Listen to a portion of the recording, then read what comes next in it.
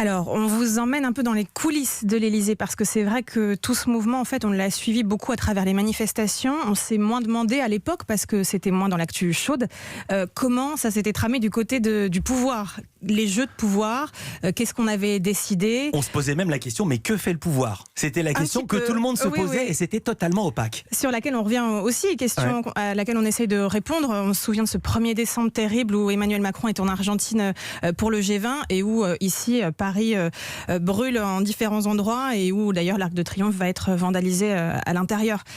Donc oui, il y a eu cette absence de réponse pendant le premier mois et puis après, voilà, à travers des anecdotes, je ne révélerai pas tout ici, je vous invite à le regarder ce soir. Moi je l'ai vu en entier, je ne pourrais pas faire l'interview si je ne l'avais pas vu.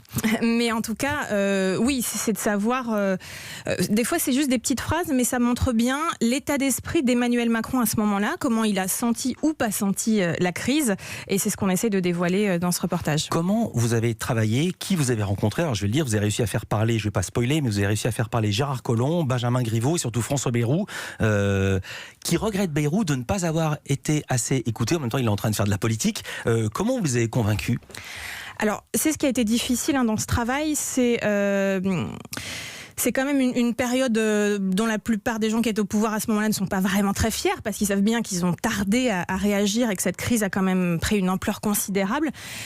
Donc, si vous voulez, en off, hors caméra, c'était plus facile d'avoir des témoignages et on a récolté comme ça pas mal d'informations.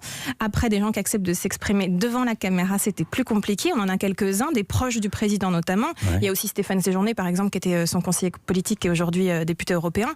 Mais voilà, c'est tout ce cercle-là. Et forcément, ceux qui prennent la parole sont plutôt ceux qui ont averti assez tôt.